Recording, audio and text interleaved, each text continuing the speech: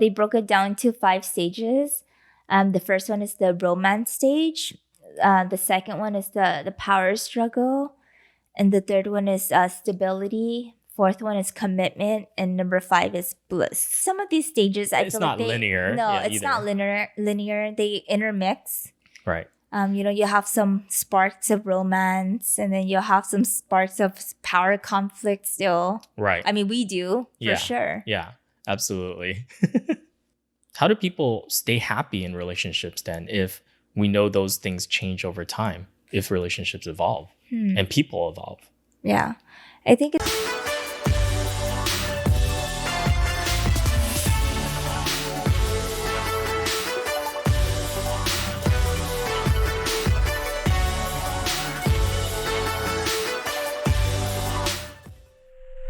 Hi, welcome to the Magnetic Mismatch Show. This is Linda.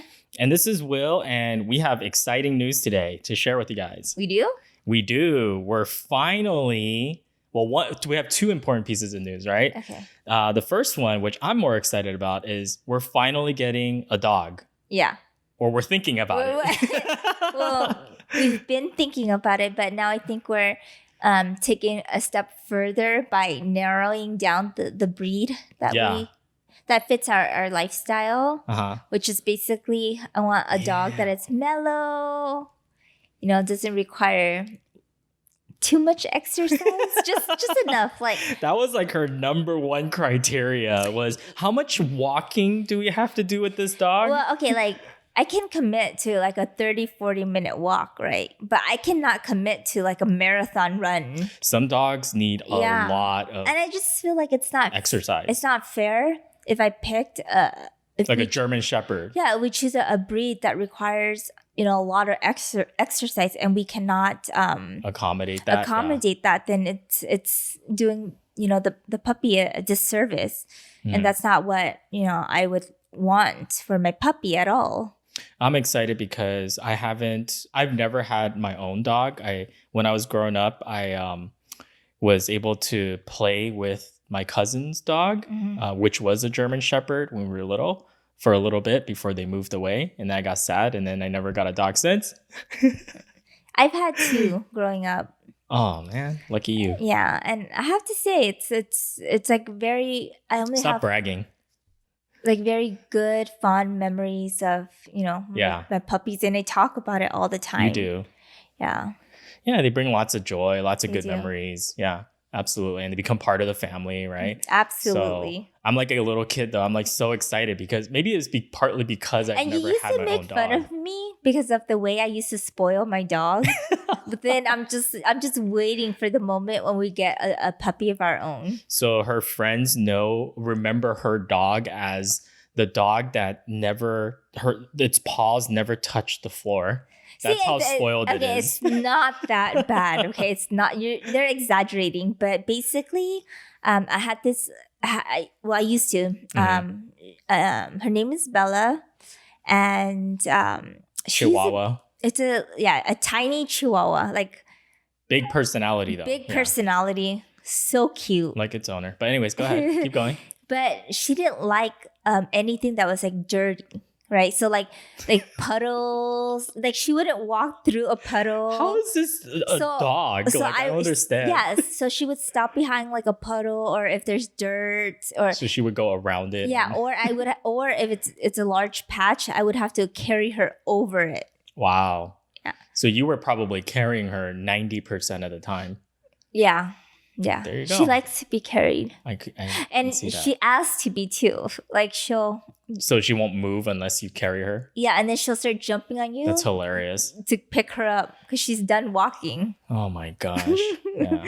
But it's also more realistic for us to get a dog now because the other big piece of news is that we're moving to a house instead of an apartment. An apartment. Yeah. So pets are allowed. Right. So we'll have a little bit more space to do that. And there's a yard. Yep, exactly. Where this apartment, they don't allow pets at all. So and it's tough too because they don't really have like a yard or for them to run around or like a grass area. Exactly. So yeah. So we just wanted to share that piece of news with you guys, give a little update on our lives and what's going on.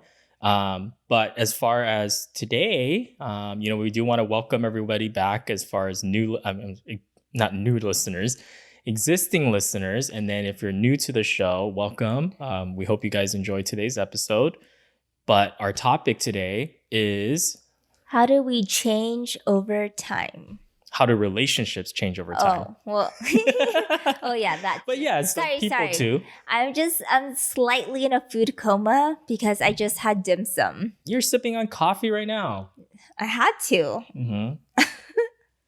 But yeah, I mean, I think with all these changes happening in our lives, with the dog potentially, it's not there yet, right? It's not a done deal yet. No. But with the dog, with the new place that we're looking into, and just I was laughing about it with you about how, man, like the way we talk about things, certain things we talk about, the way we think about things is so different than it used to be when we first started dating, right? Yeah. And it kind of made us think about how we've also evolved in our relationship too, compared to where we were 10 years ago, 13 years ago, when we first started dating. Yeah. Right. So just to give an example, right? Like when we first started dating, I used to get super excited about where are we going next? Where are we eating next? Where are we, hanging out next? But now I get excited over, oh, can you buy like a new pen? Or a new pot. Or like the old couple now. Yeah. Like I'm researching for a good knife set, stuff like that. Okay. And the other thing is with the move, I'm also now shopping for toilets. So I'm getting excited about finding the right toilet, doing research on that. 10 years ago, you told me that, I'd be like, you're crazy, right? Yeah. Like, that's not the stuff I would be worrying about. It would be like, which bar are we going to? Which fun spot are we going to hang out? I mean, we still do that, but it's not like the priority anymore. Yeah, and now my YouTube list is how do I renovate the cabinets? Hilarious. It just comes with age too, right? And wisdom. Exactly. But I would say that our relationship, our romantic relationship, and our relationship as partners has also changed, right? I mean, that's kind of what today's topic is more focused on. Absolutely. And we were watching a YouTube video about the different stages. I guess they broke it down to like 5 stages, right?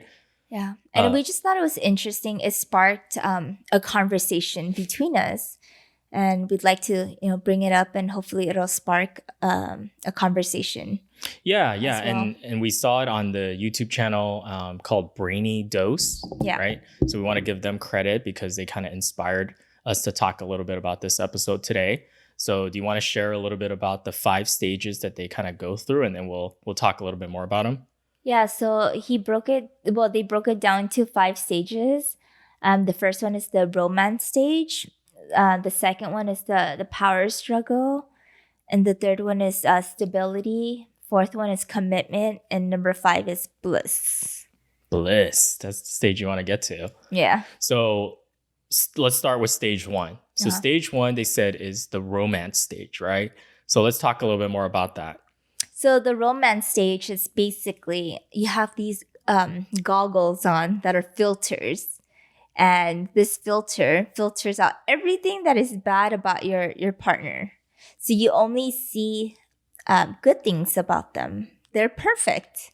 Yeah. And vice versa. They see you in the same light. So during this phase, everything is good. Right. This is usually at the beginning of dating, right? When you meet somebody new, you're just getting to know them, right? And it's exciting. You're like the honeymoon stage, the in love phase, right? Mm-hmm. That they talk about in the 5 love languages. Yeah. Which, by the way, we did have a podcast episode on that as well. So make sure to check that out. But yeah, I mean, it's basically in the beginning of a relationship, all you see is good things about your partner or the person you're dating. And after the conversation, you're just giddy. You have butterflies. Do you remember what that was like when we first started dating? Like those feelings? And did you think we were in that phase? Because they said that in love phase or that romance phase is usually about a 2-year period, the first 2 years. Yeah, absolutely. The first 2 years were great. We were just traveling and just getting to know each other. Everything is new. Yeah, right? Everything is new. I didn't know anything about you. we spent hours on the phone every single day, I know. either on the phone or Crazy. chatting Right. on AOL. Yep. And just everything is exciting. I met your friends for the first time, your family for the first time. Like just everything was exciting. Yep. And then I think we started having, some issues. It started second year.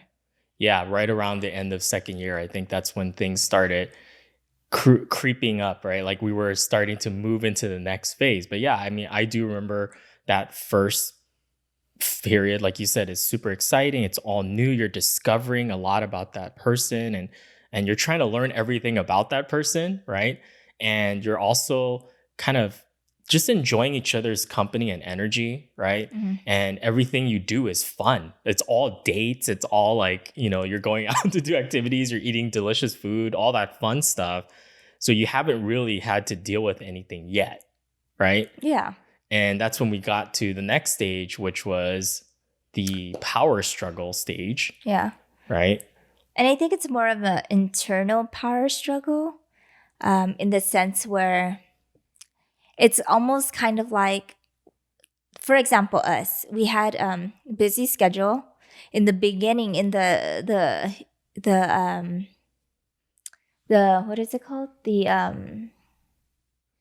So this is usually when the goggles come off, right? Yeah, so how you were talking about that? Yeah. So I'm talking about the romance stage. That's what I was thinking about. Uh-huh. So basically in the romance stage, we both had busy schedules. Right.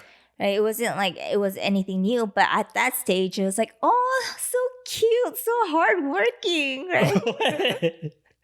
Like, wait, that's what you thought about me? Yeah. Thanks. I was like, oh, what a hardworking dude. He has a job, Yeah, as long as he had a job, like, he's working so hard. But then you would bring me lunch. I would bring you lunch on your certain days off and stuff. That was cute. Because you're busy, and and I wanted to see you. So I'm like, and you didn't even think twice about that, right? It wasn't like, oh, I gotta bring him lunch, or I gotta go see Will. It was more like you wanted to, right? I wanted to. But then the power struggle was, when the fatigue started setting in, the fatigue of, driving out to see you, and you because too, we lived far, relatively far, right? Relatively far from each other at that time because you moved out already. We weren't living together yet. No. And actually there were, even though distance-wise, you guys have to recognize, especially if you're not from LA, even if the distance isn't that far, normally without traffic, it would have taken you from your place to mine, maybe like 25 minutes? Yeah, like 25 minutes. But because of traffic, it can run up to an hour and 25 minutes. Easily. Right? And a lot of times, the only time I got to see you was on the weekends. So Friday traffic, right, was the worst. So you would be sitting in that traffic coming over to see me. Yeah. And then I go to work the next morning because I usually work Saturdays. Right. Right. So I got to see you Friday night, Saturday night, and then maybe Sunday. So you were excited. Yeah. But then after, a while, the fatigue started settling in. It's not so cute anymore. Our busy schedule is not so cute anymore. It's just, okay, why don't you come see me? Or, I'm so tired, I'm going to just stay home now. Yeah. Or just planning certain things, and I think because we're both so independent and we have our own group of friends, especially when we're dating, we're spending a lot of time doing our own thing. I think we almost had like the opposite problem that a lot of other couples might have, which is other couples spend so much time together, they don't really spend time with their other groups. Right? Social groups, like their friends and family. We did almost the opposite. We saw each other maybe once a week, but then the rest of the time we would be hanging out with our own friends. Yeah, exactly. But then it became almost a bad habit because, we started making plans with our friends into our quote unquote date time. We time, but we never really defined that we time, so it became an issue. Right. Me time versus we time, right? Yeah. Yeah. Yeah. So then, one of us were getting upset that I thought we were hanging out. She says one of us, and she's looking right at me. She knows who she's talking about. Right. One of us was getting upset. You did too. It wasn't only me. Yeah. But because we were making plans on this quote unquote we time that we never really defined. Right. So it wasn't fair. And we were just learning how to deal with conflict. Yeah. Yeah, I mean that's really what this quote unquote power struggle phase was for us, at least how we interpret it, right? Is when those rosy glasses come off and when you see the other person, it's no longer in that, la la la phase where everything, this person is perfect. There's like nothing wrong with them, right? There's no flaws, nothing. And suddenly not everything is wrong with them. Now because the goggles come off, it's wrong with them. Oh, wait a minute. Is this the same person that I first started dating, right? You start seeing the bad habits, you start seeing the flaws or things that irk you, the pet peeves, right? All that stuff. And then it creates almost like a little bit of resentment too, or anger. I don't know if you felt that way, but it's like, how come she doesn't spend more time with me? Why is she always working? Or, like stuff like that. Yeah. Like almost like that bickering, right? Yeah. And then it's, and I get it. It's like, I don't want to spend 2 hours talking to you on the phone anymore. I'm busy now. Right? I'm tired. So tired. Sleep. And then, or I have work to finish. Right? Yeah, exactly. And so we and that's where they talk about a lot of times couples. This is where, because there's so much conflict and you're still trying to get to know each other, including the flaws, and it creates conflict. A lot of folks don't know how to deal with it or manage that conflict the right way, channel it and have a good conversation and communicate about it. And so they end up dissolving the relationship, right? The relationship doesn't work and it stops there. Yeah. But if you're able to, kind of work out a solution, find a way to communicate with each other and get through that stage, then the next stage is stability, right? Yeah. After all that chaos, now we've got some stability. So what does stability mean in that phase? Well, for us, stability was just having someone there you can rely on now. They're there for you. They have your best interests at heart. They help share some of the life burdens and also the good moments that life provides you as well. I feel like it's also where you start accepting the person for all the good, of course, but also all of the little quirks and the bad. What are you talking about? I'm perfect. She always thinks that, right? But I think with that part, that's where you start really being comfortable, like you said, and you start trusting the person more. And you kind of, like I was saying, you accept them for who they are, everything included, right? But the danger here, and we ran into a little bit of this, is you get into a routine now too, right? Where things become the same every day, every week, and it can start becoming a little bland, right, on the relationship because you've lost now that excitement that you experienced in the first stage, which was the in-love phase, the romance phase, right? Yeah. And it's very similar with marriage, I feel like, with dating. Right? It's almost, when we first got married, it felt like it was like the romance stage. Everything was exciting. But after that period went away. And I guess like with marriage, we didn't have there was some power struggles too. I guess we kind of went through all these stages again. In dating and then after you get married too. But like it's a little different, right. but it's just variations of the same things that repeats itself. Yeah. We hit a moment in the commitment phase after marriage where, things were becoming just a routine and it was almost mindless. Nothing felt intentional anymore because we kept going at the same routine until, one of us, until we talked about it. Yeah, it's kind of like, imagine like that that spark that you guys have in a relationship that keeps things exciting and passion, right?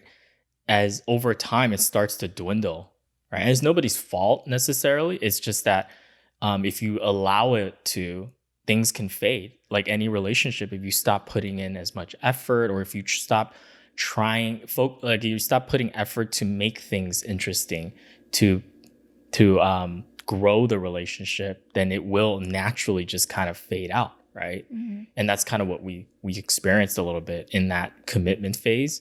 So we recognized it and addressed it, you know? Yeah. What do you say to the audience? What helped us get out of that? That funk. Yeah, that funk. I think most importantly, first of all, was that we both recognized something was off, right? Because we could have easily just ignored it, even though we may have felt like something doesn't feel the same, right? Or something doesn't feel right in the relationship right now. You know, you kind of have to have a pulse on the state of the relationship. And I felt it. I think you felt it too. And so acknowledging that something's off is number one. And then number two was to have the guts to talk to each other and be honest with each other, put it out on the table and just really tackle it together, right? Come up with a solution together. Here's how I feel. Here's how you feel. What do you think about this? And what can we do to try to improve this situation? Yeah. And I think that what was helpful too, to help us get out of that funk was that we spent the time to get to know each other even better. Yes. Have deeper conversations. And the one thing that I found really helpful is to learn what are your interests now. Because, you know, you change over time. And, you know, sometimes you get busy and it's just like that part of your life goes by so fast that you don't even ask your partner, what are your interests right now? Right. I didn't even know that you were interested in some of the stuff you told me you were or like wanted podcasting. to do. Exactly, like podcasting. Right. That was a surprise to me. But, you know, amongst other stuff, right? And I wanted to support you in your interests. So, you know, I agreed to join, you know, certain organizations that you wanted to join. Right. And go to these meetings together. To help strengthen and also encourage you on your journey.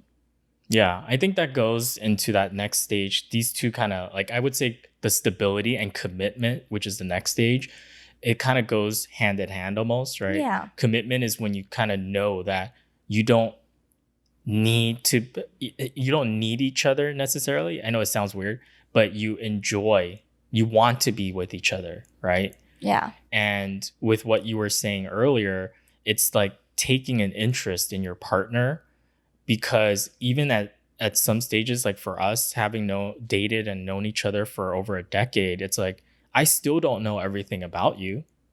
You know, it's so funny. I've talked to people who's been married for like 20, 30 years, and they tell me the same thing. I still discover things about my spouse that I don't know.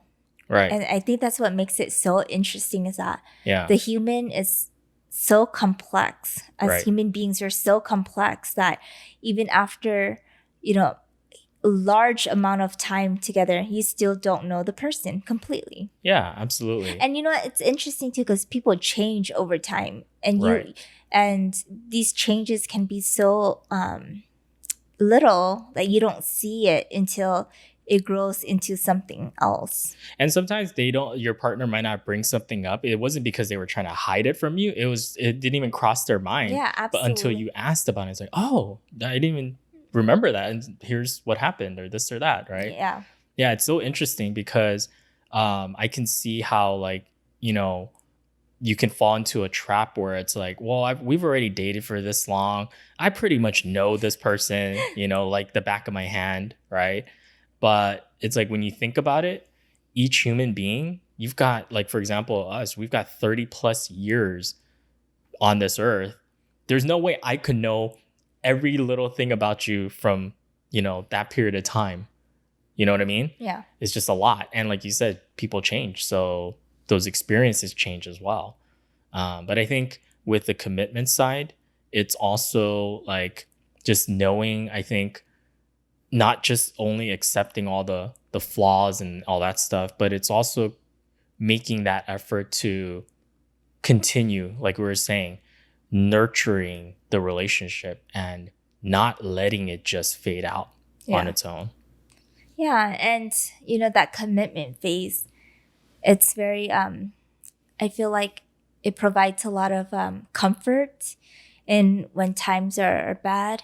For example, a couple years ago, my dad had a mini stroke, right? And that was scary. That was very scary. That was the first time I've ever experienced any of that.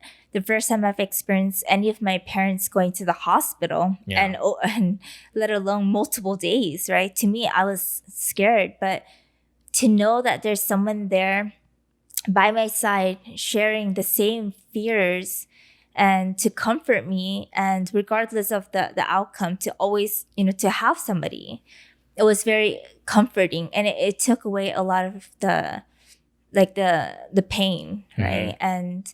And the good thing is that, he fully recovered.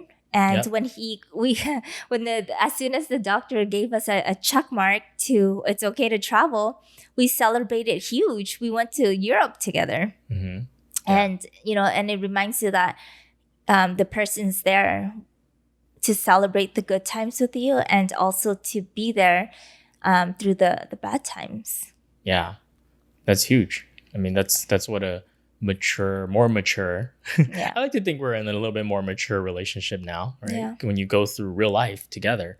And, when you look at the last stage of this, which is bliss, right? I like that.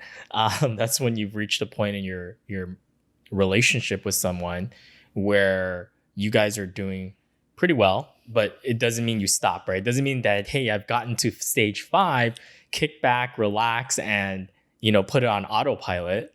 Because for the example, between the marriage and the dating, you can go back into the stages. Yeah, absolutely. So it's just because you got to a certain stage in the relationship. You can't rest on your laurels. Once you rest, you're going to go back. Yeah, it's constant effort and it's constant. But I don't think you'll ever go back to that entire romance stage, because I think that only No, that's not true. You're right. Yeah, people have a spark in again. That's true. You're right. Yeah, they can. No, they definitely can. And so at this stage, it's kind of like where if your relationship, you're in a good place, you communicate well, you deal with conflict well, right? Now it's you guys working together as partners to give back to the universe, to give back, right, in the form of volunteering or charities or having kids and passing on to knowledge and wisdom to the next generation, things like that.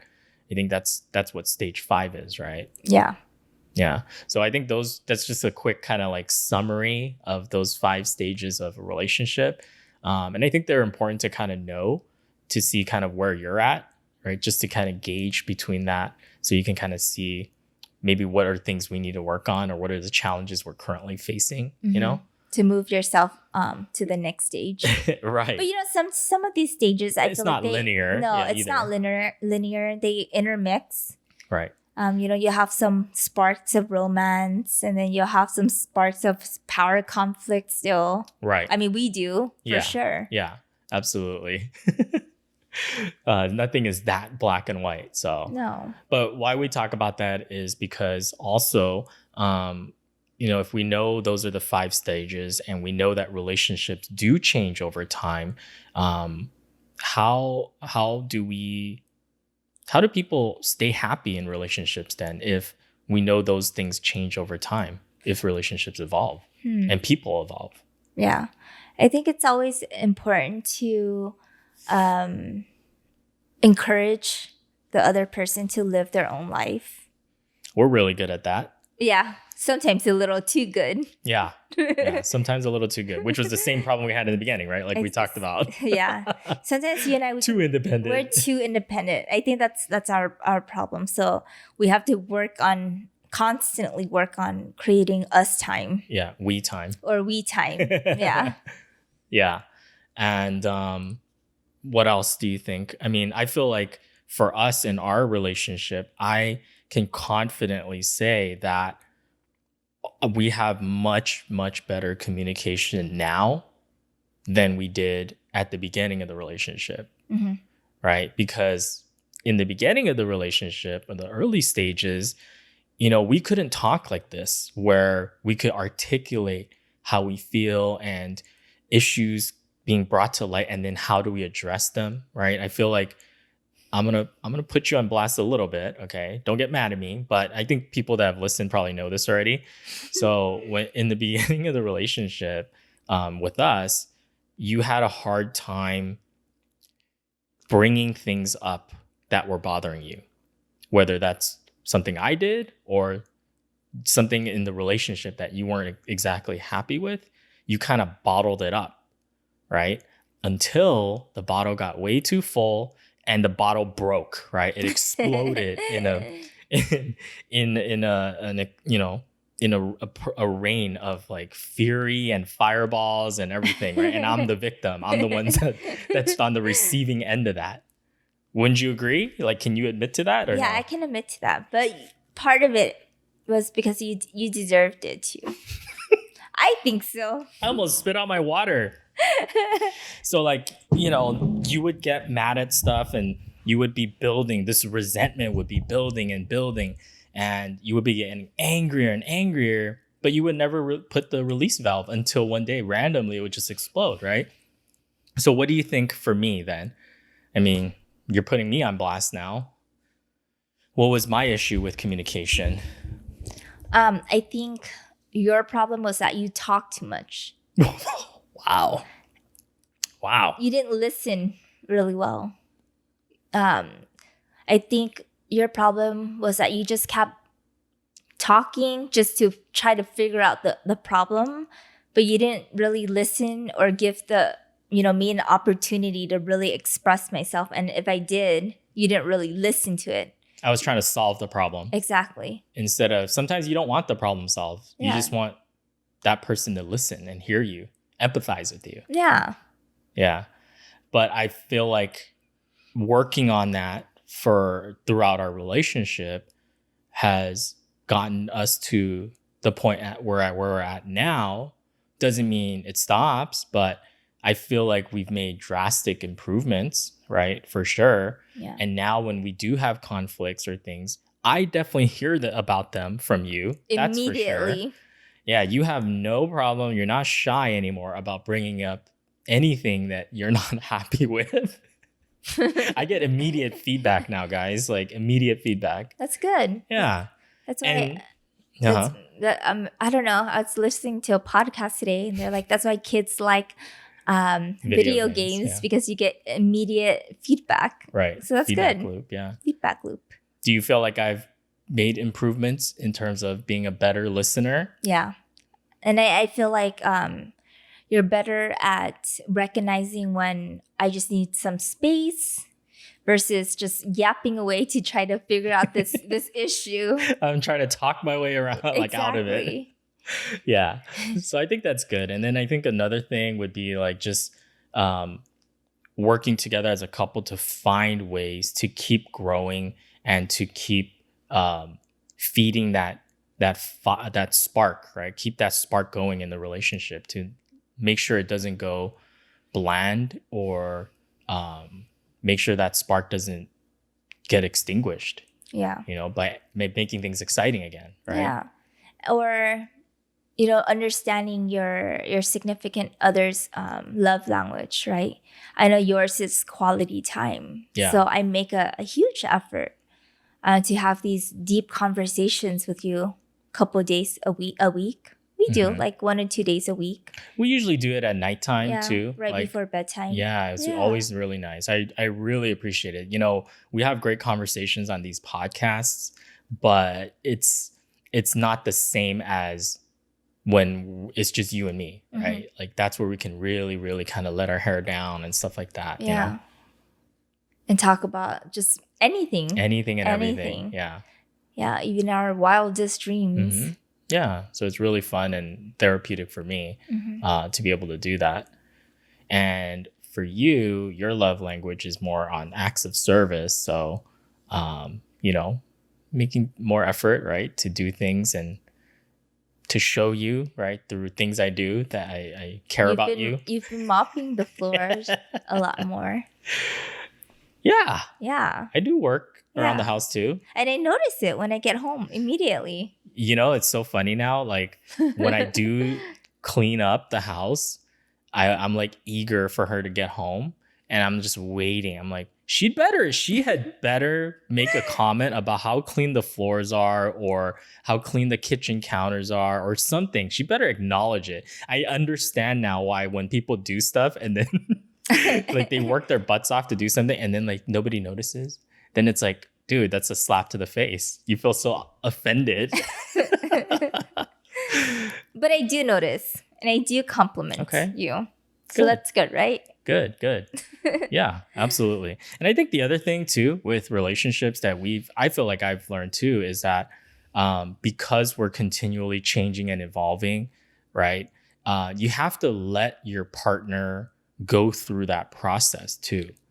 You know, when like you joke about it with me all the time about how like, thanks for like supporting me when I have these crazy ideas or want to do on these, you know, go to these crazy adventures and jump from this project to that project to, you know, changing my life path or career path or this or that. And it's like, yeah, you gotta be there to support them. But you know what? It's nice because sometimes I feel like you are my biggest cheerleader. But it's nice to have honest feedback too when it's like too crazy.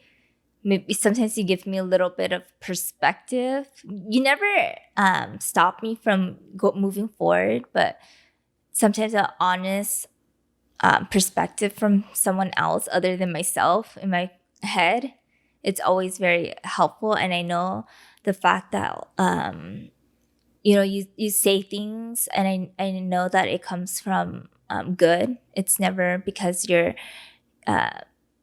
you know, you just want the best for me, right? Mm-hmm. These are, so it's just comforting to have that too. Yeah. What do you think about like if somebody's in a relationship right now and let's say that, you know, when you guys first started dating, you have so much in common, right? Let's say you guys both enjoy the outdoors. You guys met through a camping trip, for example, right? Mm-hmm. You guys share a lot of interests and, you know, those are things that you guys built a bond around. You built camaraderie, built a lot of shared experiences. But then 5 years into the relationship, one of the partners is maybe now not as interested in doing those activities. And they're more, you know, I want to be more of a homebody. I want to do more stuff at home, like reading, and you know they've taken a different interest, and that person's kind of evolved or changed and kind of gone a little bit different. But the other partner is still kind of like the same as they were 5 years ago, or at least their interests are still the same.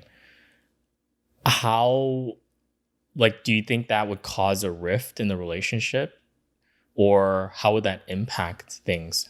I mean, how do you handle that? I mean, it can, because change is scary for anyone, right? Because the partner who enjoys you know, outdoorsy stuff, to see his partner not enjoy that anymore, it's kind of like you're almost you know, losing your buddy who does all the camping and stuff with you. So that's scary. Change is scary. Mm-hmm. Or, you know, in your head, it's like, and I feel like something else goes off, like, is this person changing so much that we won't get along anymore? But I think if the commitment is there and, you know, the relationship is good, you guys are communicating well, you know, sometimes you just need to embrace these changes. Right? I think, I mean, if foundationally you're still the same, right? Yeah. I mean, if your partner doesn't enjoy doing the same things, maybe you can now, you know, evolve that activity. Instead, let's just say the guy still enjoys the outdoors. He can grab a buddy and they can build, you know, a different foundation. And maybe, you know, the wife or the partner can introduce her favorite books to Right. him, right? And get him involved in her new Right. hobby. Yeah. So, and then, you don't know, maybe he might really enjoy what she's reading and learn something else. Yeah. No, that's good. That's good. Or like kind of like what we did where we found shared projects, exactly what you're talking about, right? Yeah. Shared interests. And like movies too. Mhm. Before, I never watched movies, but Will loves movies and TV shows. Yeah. And I started watching them, and I enjoyed some of them. And I Yeah. even introduced you to some. Yeah. Handmaid's Tale. Yeah. So good. So scary. I have to take breaks. Yeah. But no, that's solid advice, I think. Or, it's just something you got to pay attention to, right? And acknowledge and like you said, embrace that people will change, and the nature of your relationship will change over time as well. But that's okay, right? It's I just think that's part of what it. makes it exciting. Yeah. Okay. Any takeaways for you on this episode?